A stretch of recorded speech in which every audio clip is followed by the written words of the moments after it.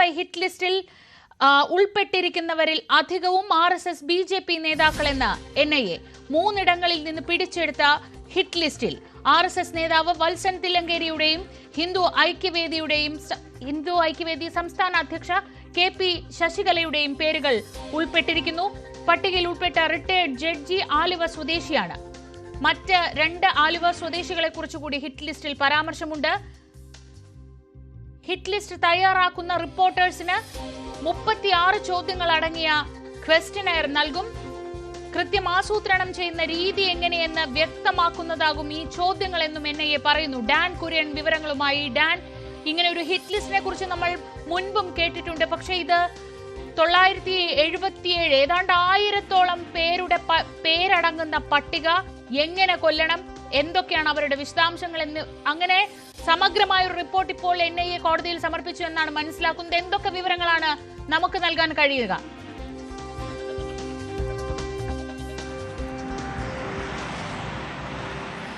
ശ്രീജ, 977 പേരുടെ പട്ടികയാണ് കോടതിയിൽ NIA സമർപ്പിച്ചിരിക്കുന്നത്.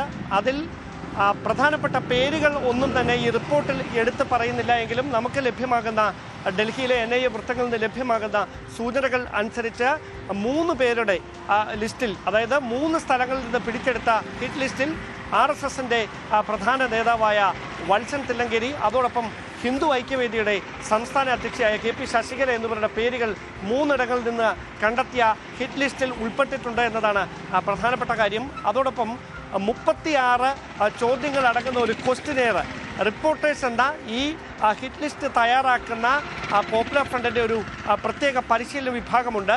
ആ റിപ്പോർട്ടേഴ്സാണ് ഈ വധം അല്ലെങ്കിൽ കൊലപാതകങ്ങൾ നിഷ്ഠൂരമായ രീതിയിൽ നടപ്പിലാക്കേണ്ടത്. അവർക്ക് 36 ചോദ്യങ്ങൾ അടങ്ങുന്ന ഒരു ചോദ്യാവലി ഉന്നത ശ്രേണിയിൽ നിന്ന് അയച്ചു നൽകും. ആ 36 ചോദ്യങ്ങളിൽ പ്രധാനമായി എങ്ങനെയാണ് ഈ കൊലപാതകം നടപ്പിലാക്കുന്നത് എന്ന് വിശദമാക്കുന്ന ചോദ്യങ്ങൾ ആണ് ഉൾക്കൊണ്ടിരുന്നത്. അതായത് ഏത് വാഹനത്തിലായിരിക്കും വരിക, എങ്ങനെയായിരിക്കും വരിക, കയ്യിൽ ഏതൊക്കെ ആയുധങ്ങളായിരിക്കും ഉണ്ടായിരിക്കുക, ഈ വധം നടപ്പിലാക്കുന്നതിനിടയിൽ പിടിക്കപ്പെട്ടാൽ എങ്ങനെയായിരിക്കും പ്രതികരിക്കുക, അങ്ങനെ രക്ഷപ്പെട്ടാൽ എവിടേക്കായിരിക്കും രക്ഷപ്പെടുക, കൃത്യം നടപ്പിലാക്കുന്നതിന് മുമ്പും അതിനുശേഷവും ആദ്യം ഫോണിൽ വിളിക്കുന്നത് ആരെയായിരിക്കും, എങ്ങനെയായിരിക്കും വിളിക്കുക, എവിടേക്കായിരിക്കും രക്ഷപ്പെട്ടു പോവുക, ഇങ്ങനെ 36 ചോദ്യങ്ങൾ അടങ്ങിയ ഒരു ചോദ്യാവലി ഈ റിപ്പോർട്ടേഴ്സ് എന്ന പ്രത്യേക വിഭാഗത്തിന് നൽകും. അവർ അതിന് നൽകുന്ന ഉത്തരങ്ങളുടെ കണക്കിലെടുത്തുകൊണ്ടായിരിക്കും അവർ ഈ കോർ ഗ്രൂപ്പിൻ്റെ ഭാഗമാക്കിക്കൊണ്ട് ഈ നിഷ്ഠൂരമായ കൊലപാതകങ്ങൾ ആസൂത്രണം ചെയ്യുന്നതിന് വേണ്ടി തുടർന്നുള്ള ആയുധ പരിശീലനം നൽകുന്നത് എന്നാണ് NIA നൽകുന്ന സൂചന. ഇങ്ങനെ നടപ്പിലാക്കിയ കൊലപാതകമാണ് 2022 ഏപ്രിൽ 16 നടന്ന ശ്രീനിവാസൻ കൊലപാതകം എന്ന് കൃത്യമായി തന്നെ കോടതിയിൽ NIA സമർപ്പിച്ച റിപ്പോർട്ടിൽ എടുത്തു പറയുന്നുണ്ട്. പ്രധാനമായും RSS BJP നേതാക്കളെ ലക്ഷ്യമിട്ടുകൊണ്ടാണ് ഈ ഹിറ്റ് ലിസ്റ്റ് തയ്യാറാക്കിയിരിക്കുന്നത് എന്നാണ് NIAയുടെ കണ്ടെത്തൽ.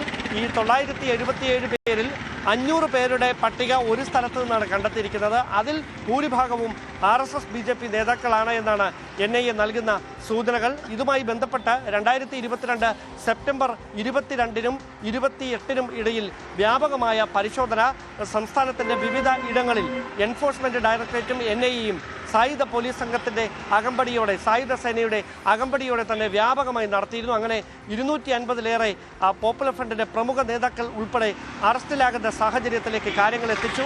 2022 സെപ്റ്റംബർ 28-ാം തീയതിയാണ് പോപ്പുലർ ഫ്രണ്ടിനെ നിരോധിച്ചുകൊണ്ടുള്ള കേന്ദ്ര ആഭ്യന്തര മന്ത്രാലയത്തിൻ്റെ ഉത്തരവ് പുറത്തു വന്നത്.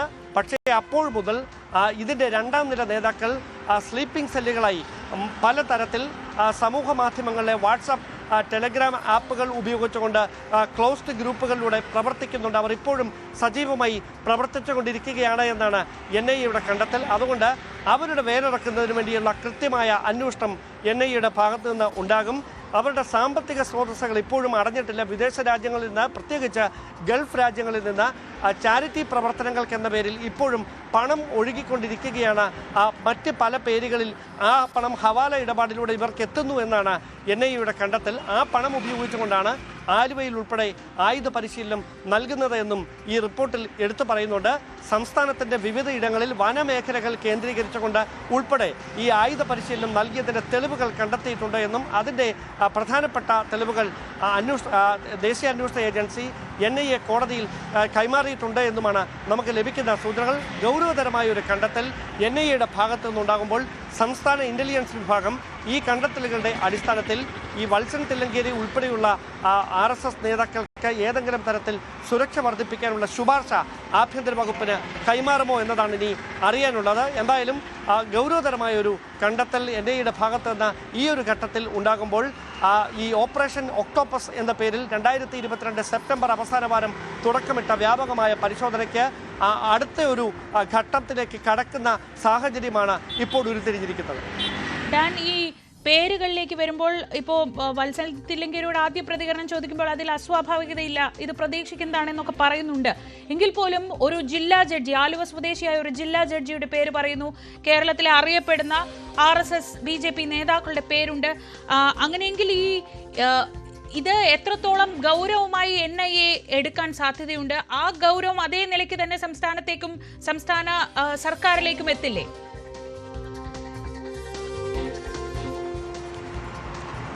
ഈ ഭീഷണി നേരിടുന്ന ചിലർ കൃത്യമായി അവരെ തന്നെ ഉദ്യോഗസ്ഥർ ഇക്കാര്യം അറിയിച്ചിട്ടുണ്ട് എന്നാണ് അവരുടെ ഭാഗത്തുനിന്ന് ലഭിക്കുന്ന സൂചനകൾ. വത്സൻ തില്ലങ്കേരിക്ക് ഉൾപ്പെടെ അത്തരത്തിൽ സൂചനകൾ നേരത്തെ നൽകിയതാണ് എന്നാണ് നമുക്ക് മനസ്സിലാക്കാൻ കഴിയുന്നത്. അതോടൊപ്പം എടുത്തു പറയേണ്ട കാര്യം, ആലുവ സ്വദേശിയായ ഒരു റിട്ടയർഡ് ജഡ്ജിക്കാണ് ഈ ഹിറ്റ് ലിസ്റ്റിൽ ഉൾപ്പെട്ടിരിക്കുന്നതിൽ ഒരു വ്യക്തി ആലുവ സ്വദേശിയായ റിട്ടയർഡ് ജഡ്ജിയാണ്. അദ്ദേഹത്തിന് പുറമെ മറ്റ് 2 ആലുവ സ്വദേശികൾക്ക് കൂടി സമാനമായ തരത്തിൽ വധഭീഷണി നിലനിൽക്കുന്നുണ്ട്. അവർക്ക് കമാൻഡോ സംഘത്തിന്റെ സുരക്ഷ ഇതിനോടകം ഉണ്ട് എന്നാണ് NIA നൽകുന്ന വിവരം. അത് സമാന്തരമായി അവർ ഏർപ്പെടുത്തിയതാണ് എന്ന വിവരങ്ങൾ കൂടി പുറത്തു വരുന്നുണ്ട്. അങ്ങനെയാണ് എങ്കിൽ എങ്ങനെയാണ് ഈ ഭീഷണി, ഇവർക്ക് നേരെ ഭീഷണി ഉണ്ടാകാനിടയായ സാഹചര്യം എന്താണ് എന്നതിലേക്ക് കൂടി വിശദമായ അന്വേഷണം സംസ്ഥാന ഇന്റലിജൻസ് വിഭാഗത്തിന്റെ ഭാഗത്തു നിന്ന് ഉണ്ടാകുമെന്നാണ് സൂചന. പക്ഷേ ഈ ആലുവ കേന്ദ്രീകരിച്ചുകൊണ്ട് പോപ്പുലർ ഫ്രണ്ടിന്റെ ഒരു റിപ്പോർട്ടേഴ്സ് വിങ് എന്ന പേരിൽ സംഘടിതരായ ഒരു ഗ്രൂപ്പ് ഈ